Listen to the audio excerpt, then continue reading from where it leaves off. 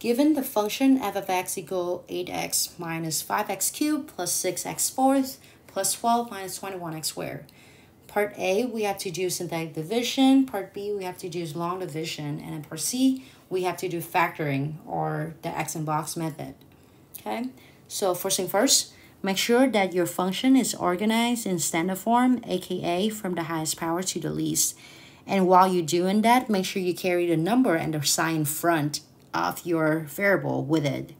So the first one, it would be 6x fourth, and then minus 5x3 or x cubed, and then minus 21x squared, and then plus 8x plus 12.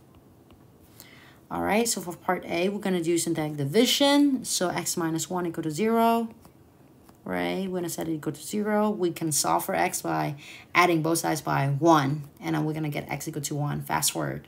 Okay, so then the way to do synthetic division is that we're going to put a 1 on the left-hand side up the wall. Right, and then we're going to start listing the coefficient only of the function that we have, from the highest to the least power. Right, so that's how we go and get all the coefficients listed in here. And then make a bar in here to separate the answer from the work. So let's do it, right? First number, we're going to drop it down. So we have the 6 in here. Once it hit the bottom, make sure you multiply it. And 6 times 1, you're going to have a 6 in here again. Now we're going to add them vertically, right? So negative 5 plus 6, you're going to get a positive 1. Multiply, right, to the left. So 1 times 1, you have a positive 1 in here. Add vertically, so negative 21 plus 1, you're going to get negative 20. And then you multiply to the left-hand side, so negative 20 times 1, it'll be negative 20 again. And then you add them vertically, so 8 minus 20, you're going to get negative 12. And as usual, when it hits the bottom ground, you're going to multiply to the left-hand side, and then you're going to get negative 12. And then you add them vertically, 12 minus 12, you should have a 0 in here. Okay. So let me get rid of all the notes in here.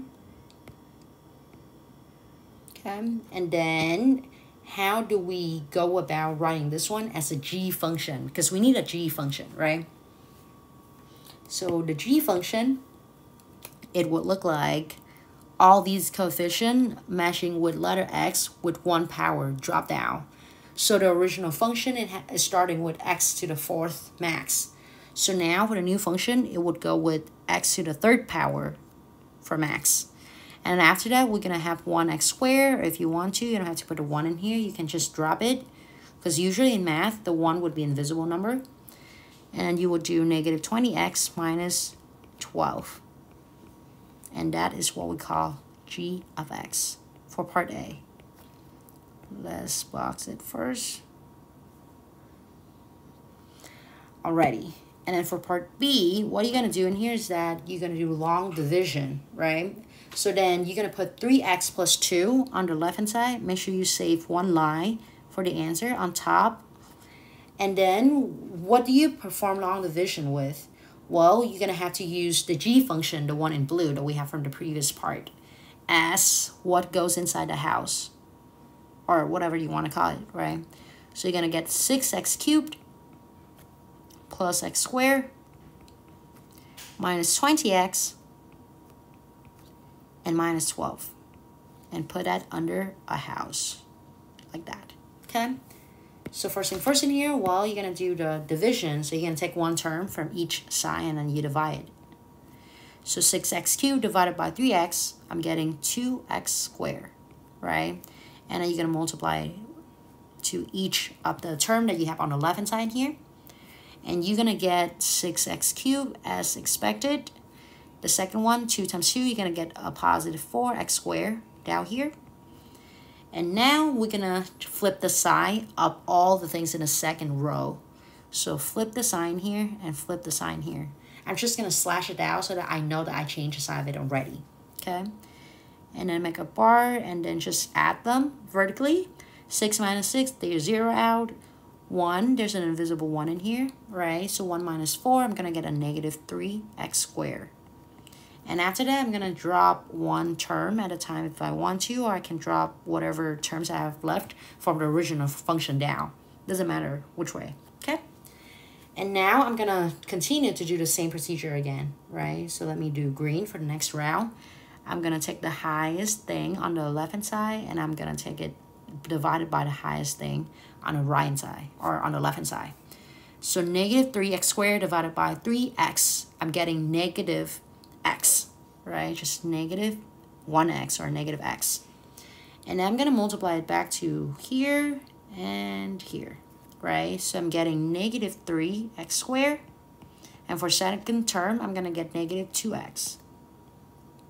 All right, and after this, well, I'm going to do the flipping sign again, and let me do it in yellow or orange.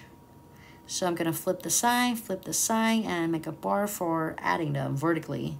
So minus and plus, these two are canceled out.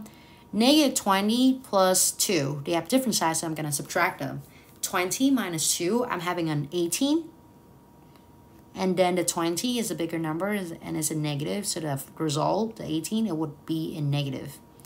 And then the carrier, it would be an x, right? Because we have an x attached to it, right?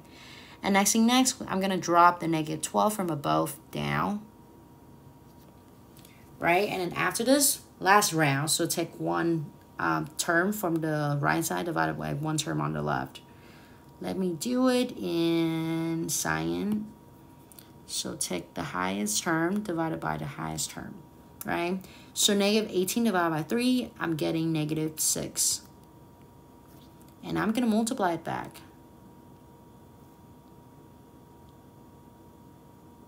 Right? So I'm going to get negative 18x as expected. The second term, it would be negative 12. And then the final touch on this one, well, we're going to switching the side of everything. And then make a bar for adding them vertically. So these two cancel, these two, they canceled out too. And we should have a 0 in here too. Okay? So the answer, the result, it would be in this black box. Or actually, let me put it in light green. It will be the top part that we have in here. This one is the final answer. And this would be the h of x function. Okay. All right, so for the last piece, to find the last two x-intercepts of f of x, we have to solve for h equal to 0, right? So for part C, if h of x equal to 0, the line green box function, we have 2x squared minus x and a minus 6 equal to 0, right? So how do we do it? Well, we have a couple ways to factor it out, and in class we use the x in box, so let me just stick with x in box, okay? So the way we're going to do it in here is that we're going to multiply the first and the last number, the front and back number together to get the top number of the x. I'm getting a negative 12. In the middle, I'm going to write negative 1 down here. And I'm going to ask myself, what are the two numbers that multiply to be negative 12, but at the same time add to be negative 1? And I'm thinking about 4 and 3, right? So I'm having a 4 and 3, and which one is negative, so I can have a negative 1. The answer would be negative 4 and positive 3, right? Because if you do it back, negative 4 times 3, you do have negative 12. Negative 4 plus 3, you do have a negative 1, right? So the answers in here, it would have to be negative 4 and positive 3.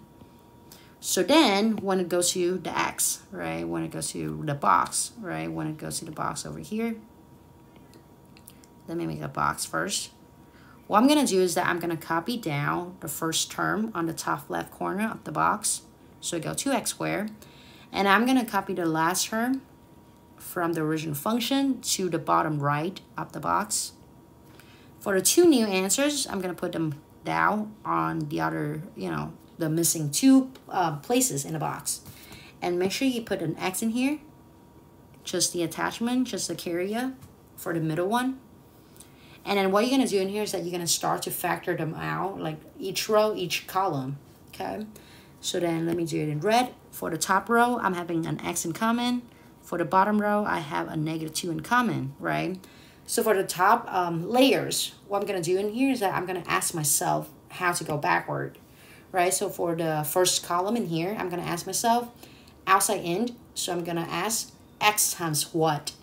Get me 2x squared. And the answer would be 2x, right?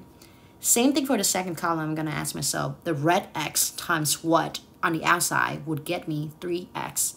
And the answer would be 3. Okay?